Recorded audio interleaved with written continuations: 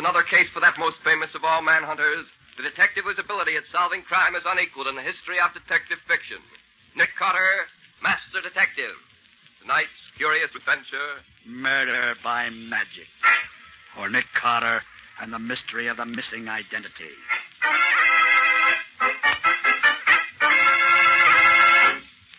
I wonder how Scubby's making out. Do you suppose that he had any trouble, Nick? I doubt it, Patsy.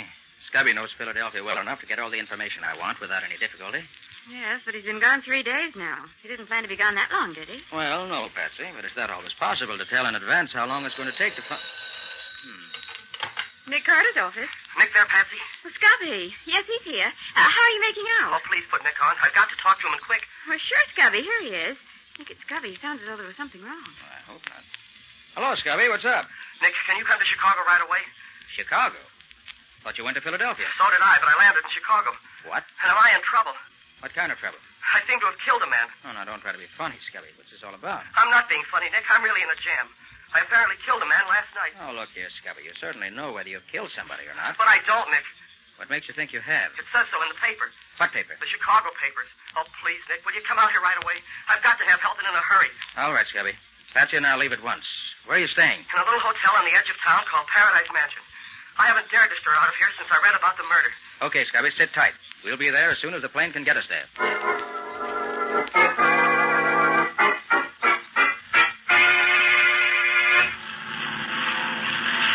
Gosh, Nick, we were awfully lucky to get seats on this plane. Yes, Patsy. Well, now that we're safely on our way, let's take a look at these Chicago papers I bought. See what they have to say about our friend Scubby. Okay. Look, Nick, on the front page. Murderer of nightclub patron sought. Yeah. And here's a snapshot of the killer taken at the nightclub. Wonder how they happened to get that. It does look kind of like Scubby, doesn't it? Yes, could be. And look at these fingerprints. Certainly Scubby's. I'd know them anywhere. That's certainly Scubby's cigarette lighter. It's the one I gave him last Christmas. So I see. It says here, a cold-blooded killing reminiscent of the gang wars of years ago. Oh, Nick, do you think that Scubby could... Oh, I wouldn't believe it if he admitted that Scubby couldn't kill anybody. But it certainly looks as if he got himself into some real trouble this time. And what's he doing in Chicago?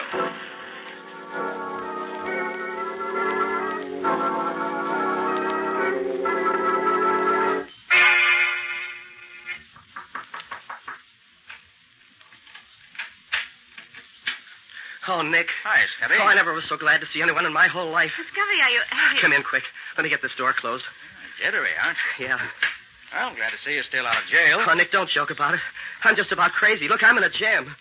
Well, suppose you sit down and tell us just what happened. And begin at the beginning. Don't leave out anything. All right. Well, it's quite a story and pretty unbelievable, but I'll try to tell it the best I can. As you know, I started for Philadelphia, and I was sitting in the airport waiting room, waiting for my plane to be announced, when somebody stumbled over my feet. I looked up expecting him to say, excuse me, and then I heard a funny, shrill little voice say...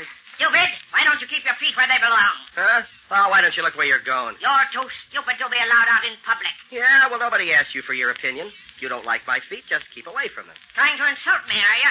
You're not even fit to speak to me, you stupid idiot. Look here, Bud. That's 3 times you've used that word stupid about me. The 4th time might get you a skin nose. Come on your way. You are attempting to divert my senses from the concentration of inner thought to the grosser contemplations of the external world. Come again? But you are as clumsy as a cow at doing it. Look, fella, if you've got somewhere to go, just go ahead. Your room is better than your company. You are being sarcastic. That is because you do not know who I am. All right, I'll bite. Who are you? You tell me and see if I care. It is useless to tell you. That thing you think is your mind is a rusted, worthless tool. A sponge too dried out to soak up anything. Oh, dumb, you mean? Exactly. Do you really want to know who I am? Quite frankly, I don't give a tinker's damn. I am Chi-Chi, the omnipotent.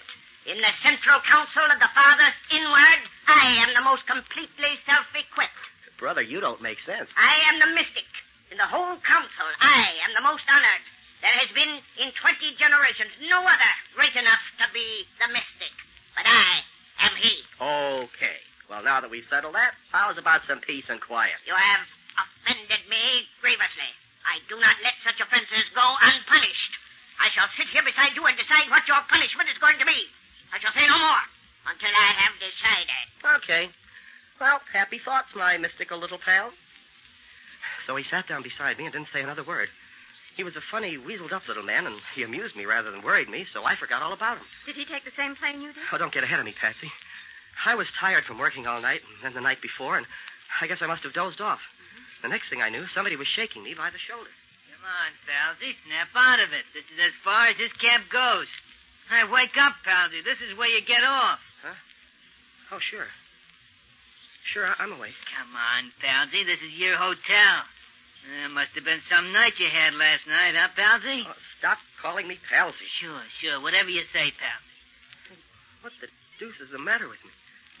Why does my head feel so foggy? What? Hey, where am I? Where's the plane? Look, Palsy, I don't know who you're kidding, but this is where you live. Are you getting out or you going to stay in a cab? Well, where's my baggage? You're a great little kidder, Palsy. Now, come on. Get out. You better get some sleep. There's nothing like it for a hangover. Oh, all right. Oh, hey, you better give me a hand to get out of here. Okay, Palsy. There you go. All right. There you are. Now then. Oh, what does the meter say? Same as always, Palsy. 50 cents. Yeah? Well, here's 6 bits. Keep the change. Hey, look, Palsy, you generally give me $5 for hauling you. I'll give you a knot on the head if you don't stop ribbing me. Okay, Palsy. Yeah, now you sound more like yourself. See you later. And he drove off, leaving me standing in front of the crummiest-looking hotel I ever hoped to stop at. You mean you have no notion of how you got there? No, not the faintest. No, but Scubby, you just Oh, can't... hold everything. Wait till I finish the story. Well, as I was apparently expected to go in the hotel, I did. As I approached the desk, the room clerk, a sad sack with a sourpuss, tossed me a key. There you are, Mr. Gerson. I picked up the key and started to ask the clerk a lot of questions. But my head was so dizzy that I couldn't think straight. So I went up to room 714, which was the number on the key. What was it like, Scubby? Oh, cheap and flashy. And it reeked of cheap perfume. I found some letter paper on the writing desk, and the letterhead said, Hotel Prince Royal, Chicago. Then I at least knew where I was.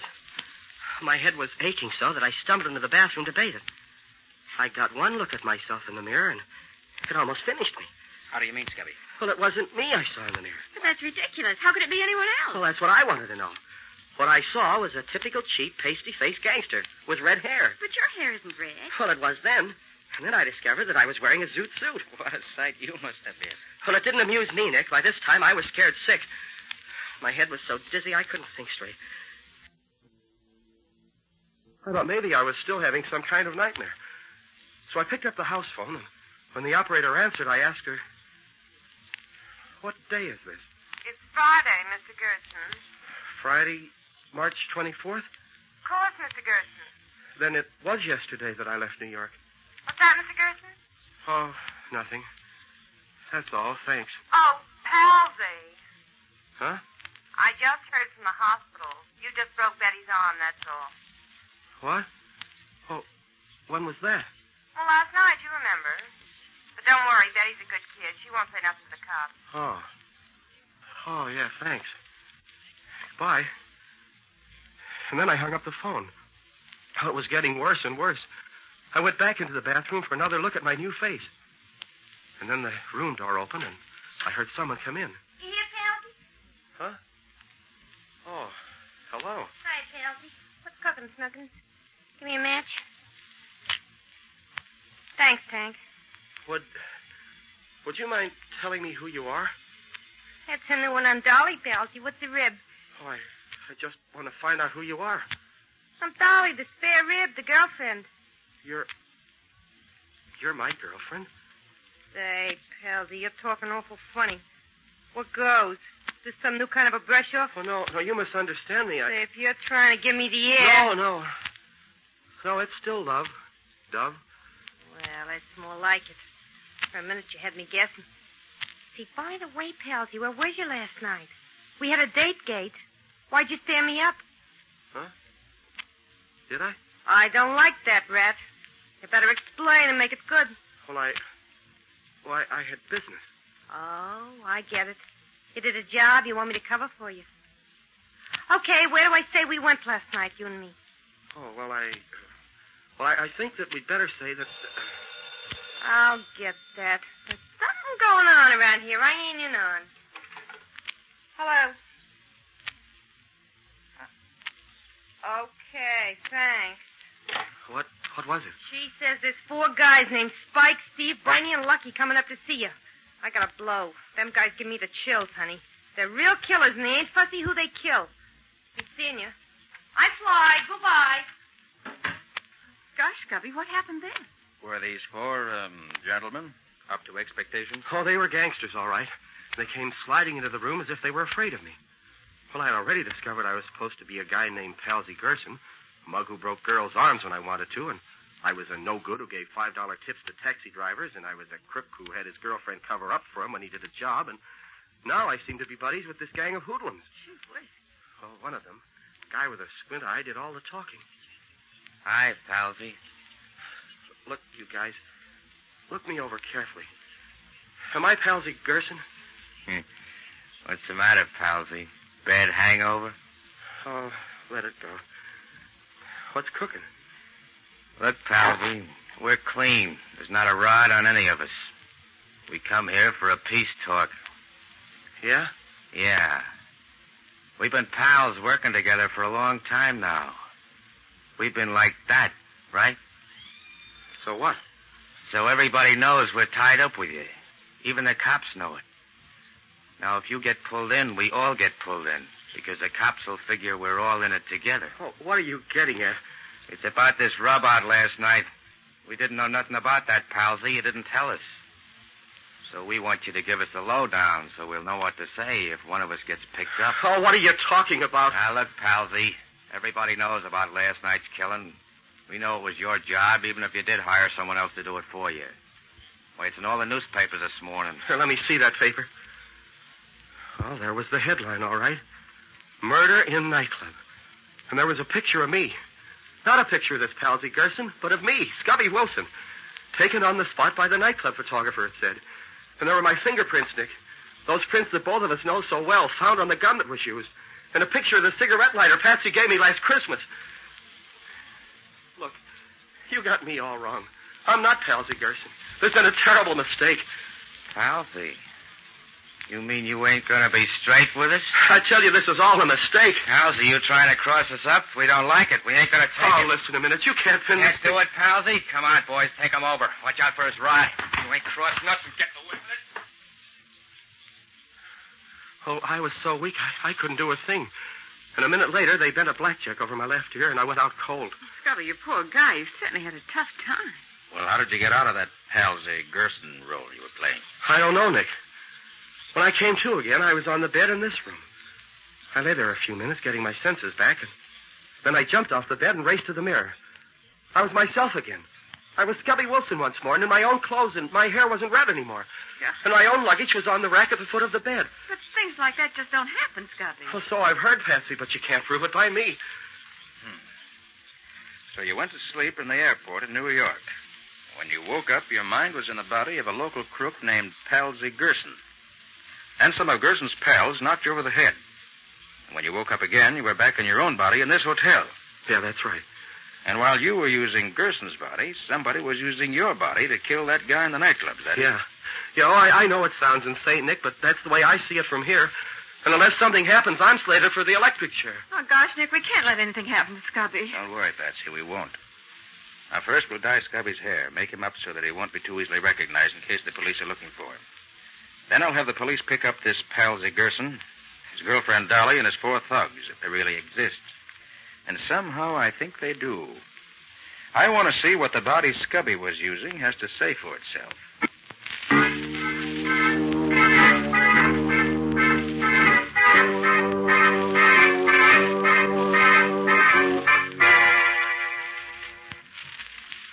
Well, Nick, these past 2 days haven't gotten us very far. We located Palsy Gerson, and he satisfied the police that he knows nothing about it. His girlfriend Dolly isn't the same girl who came to see me, and the telephone operator who called me Palsy has disappeared and can't be found. All of which adds up to a large round zero. You're wrong, Scubby. It all adds up to proof that you were part of a well-laid plan. But why, Nick? Why?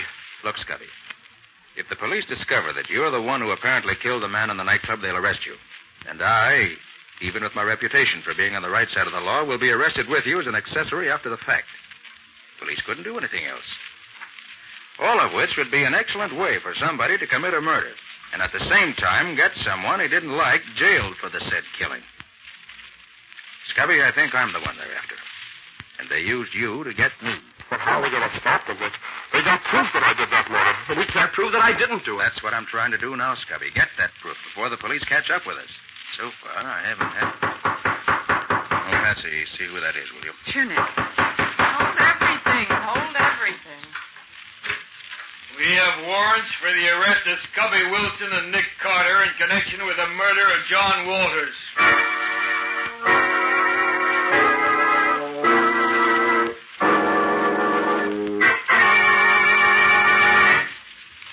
But why didn't they keep you in jail, too, Nick?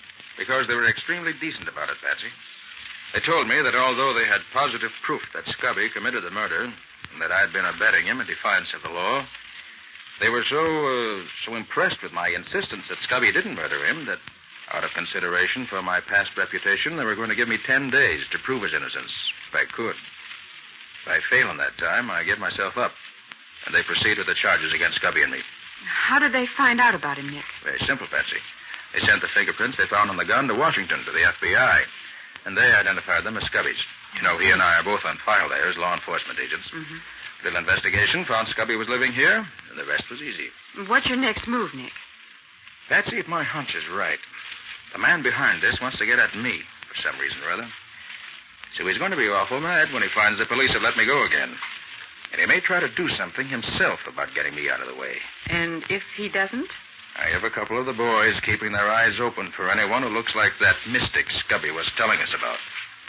I believe he's at the bottom of all this, Patsy. If I can lay my hands on him, I feel sure he can tell us all the answers. But he might mystic you, too, Nick, the way he did Scubby. He might. But I doubt it. Well, I'm going down to pick up a paper at the newsstand. I'll be right back, Patsy. Evening Journal, please. Thanks. Don't make any sudden moves, Bud. Looking for me? You Nick Carter? Yes. Then you're the one we want. What can I do for you? Keep your hands in plain sight so me and my two boys here don't have to do any sudden shooting.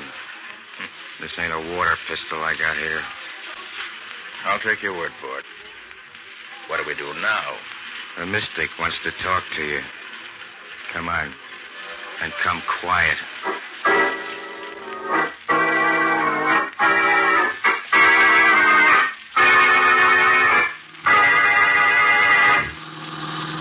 Say, friend, any idea why the mystic wants to talk to me? I don't think he likes the idea of the cops letting you go after they took you to the jug. He thought you was out of the way for keeps. So now he's going to do something himself about getting rid of me, huh? No. Me and the boys are going to do it for him. When? Now. As soon as we get down to the pier. Oh. An old abandoned pier, I suppose. Yeah. One where there ain't nobody to bother us when we take care of you. Just around the corner. What are you planning to do with me? A couple of sash weights tied to your legs will do the trick. After putting a couple of bullets through your head. Lucky. Yeah? You get out the sash weights and the rope. They're in the back of the car. Okay. Barney. Right. You go get the girl. We'll take care of both the girl and Carter at the same time, like the boss suggested. All right, Carter.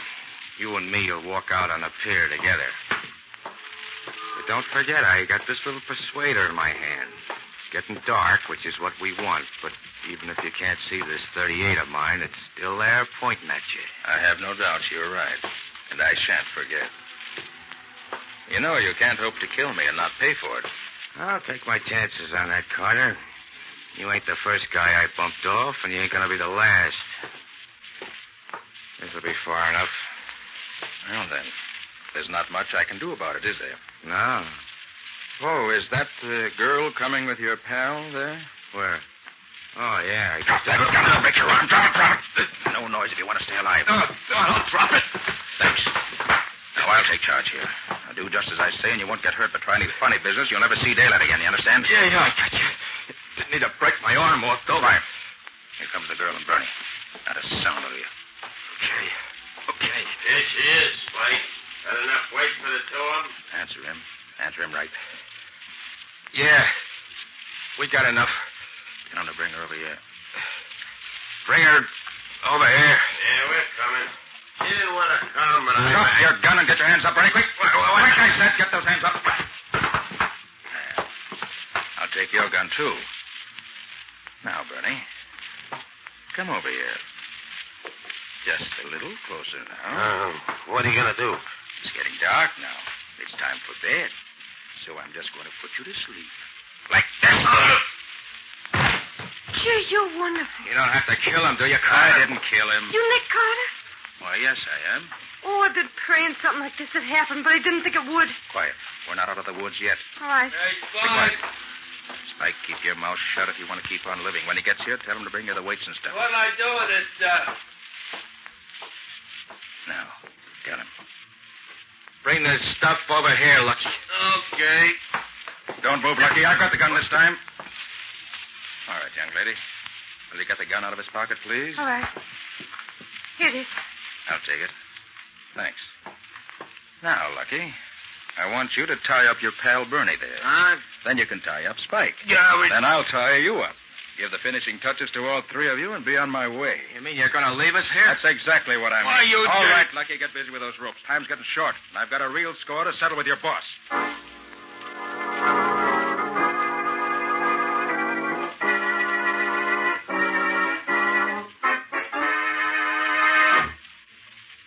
Gee, Mr. Carter, you're wonderful. You sure these lugs ain't going to get out of these ropes? I'm sure. I've had lots of practice in this sort of thing. There. All right, come on. We can leave them there safely now. Say, look, I ain't told you who I am yet, have I? Why, no. Who are you? I'm Dolly. Dolly. You're not Gerson's friend. No, I'm the other one. The one the mystic hired to visit your friend in the hotel. So that's who you are. Yes. How much do you know about this racket?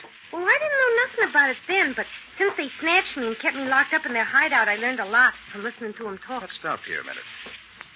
What's this all about, Dolly? If that's your name. Now, my real name's Ann. Did your friend really think he was pal Z. Gerson? Yes, he certainly did, for a while. That's absurd, of course. The mystic done it. He has an anesthetic gas that he gives you when you're asleep or knocked out. He doped your friend in the airport and brought him to Chicago. Then he had somebody make him up like a mobster, and he let him wake up in that taxi cab. I suppose he paid all those people to put on the act that convinced Scubby he really was Palsy Gerson. Only the taxi driver, the telephone girl, the hotel clerk, and me. The 4 thugs was already members of the gang. And they beat him up so this mystic could give him another shot of the gas while he was unconscious and let him wake up as himself? Yes. And he was so doped all the time we was putting on the act that he never could figure out what was going on. Very clever. But how did you get in on this? Oh, I wanted to be an actress. They hired me to put on this act. They told me they were ribbing some friend of theirs. But when I saw all the publicity in the papers and I saw that you got arrested, too, I knew it wasn't no gag. I went to where their headquarters was one day to see if they were still there so I could go to the police. But somebody saw me there and grabbed me. I've been locked up ever since. You know why they wanted to do all this? The mystic knew your friend was going to Philadelphia to get some dope on a racket. The mystic was the head of the gang, and he wanted to scare your friend off. He hoped he'd scare you off, too. He's getting ready to work the same racket all over the country. And you was the only one who was getting hot on his trail. I thought that was it. And when we didn't scare off, he had to take matters into his own hands. I suppose it was one of the Mystic's thugs who did the killing in the nightclub? Yeah, it was Spike, made up to look like your pal. And he left the evidence at the cops found. Who was the man he killed? Some fella wouldn't play ball the way he wanted him to. Look, do you know where the headquarters of this gang is? Sure. It's about a block from here. Want me to show you? You bet I do. With your help, I'm going to get that Mystic, if he's there. Come on. It's over this way.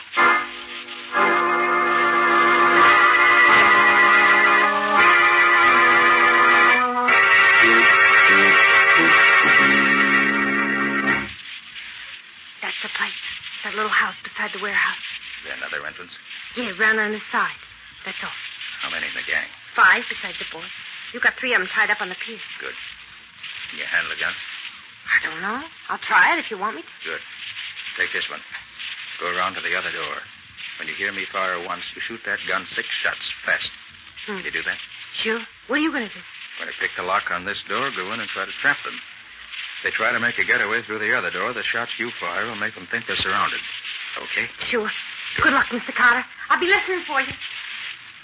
Now, Mr. Mystic, let's see how mystical you really are. First, I get this door open. There. That was easy. Guess they're not expecting trouble. Now to find them. And with Spike taking care of Carter, and the cops taking care of that stooge of his, we'll have nothing to worry about any further.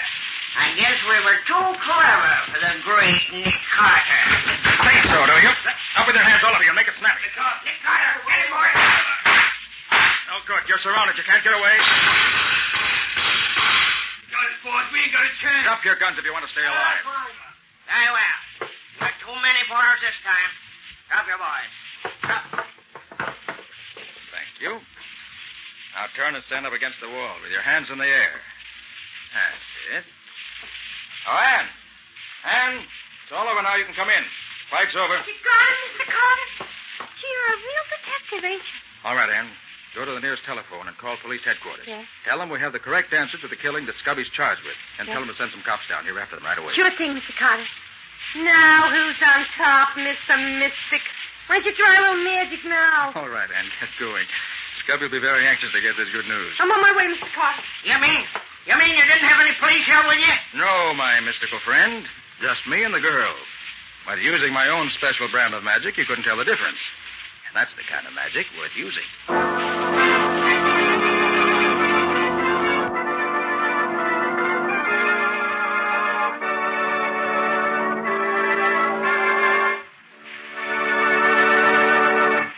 This has been another of the strange adventures of Nick Carter, Master Detective, which are brought to you regularly each week at the same time by WOR Mutual.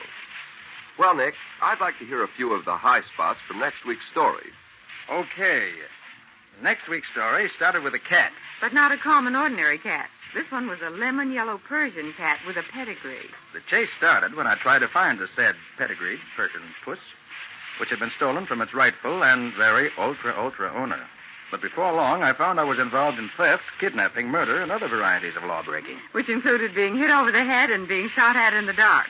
Not exactly an amusing case. No, Patsy, it was a deadly serious case before it was finished. I call it A Cat Brings Death. Or The Mystery of the Missing Persian. And that's all for now. So long. So long, everybody. And so long to you both, Nick and Patsy. In the strange adventure you have just heard, Nick Carter was impersonated by Lon Clark, Patsy by Helen Schultz, Scubby by John Kane. Original music was played by Lou White. The entire production was written and directed by Jock McGregor.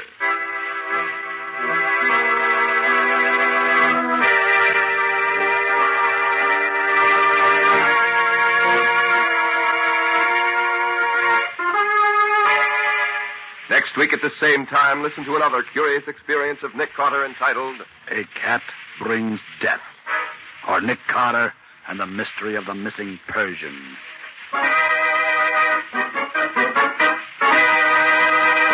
This story is a copyrighted feature of Street & Smith Publications, Incorporated. The Return of Nick Carter is produced in the studios of WOR and is broadcast over most of these stations every Saturday evening at 10:15 Eastern War Time. This is Mutual.